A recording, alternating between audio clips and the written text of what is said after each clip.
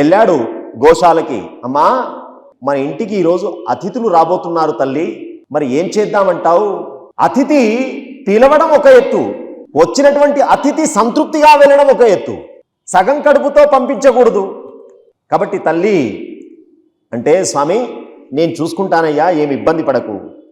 వృక్ష చర్మ పరిధాన దృష్టా సర్వే జటాధరాః గృహేకదేశే దృష్టా సా కపిలేకా మనోహరా. గోమాతకి నమస్కారం చేసి కూర్చున్నాడు. వెంటనే ఆ గోవు తన శరీరంలోంచి ఒక్కసారి మొత్తం ఒక్క చూపు చూసిందట. ఆ మొత్తం గోశాల మొత్తం కూడా పదార్థాలతో నిండిపోయింది. గోశాల మొత్తం వచ్చారు కార్తవీర్యార్జునుడు, మంత్రులు, సేనాధిపతులు, సైన్యం అందరూ వచ్చి కూర్చున్నారు. జమదగ్ని మహర్షి యొక్క శిష్యులు వస్తూ ఉన్నారు, ఆ గోశాలలోకి వెళ్తూ ఉన్నారు, పట్టుక వస్తూ ఉన్నారు, వడ్డిస్తూ ఉన్నారు.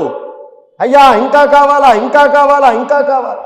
కడుపులు నిండిపోతున్నాయి, బేగులు వస్తూ ఉన్నాయి, తేన్పులు వస్తున్నాయి, పట్టడం లేదు, తినాలని ఉన్నది. అయ్యా చాలు. అలా అంత సంతృప్తిగా పెట్టాడు భోజనం.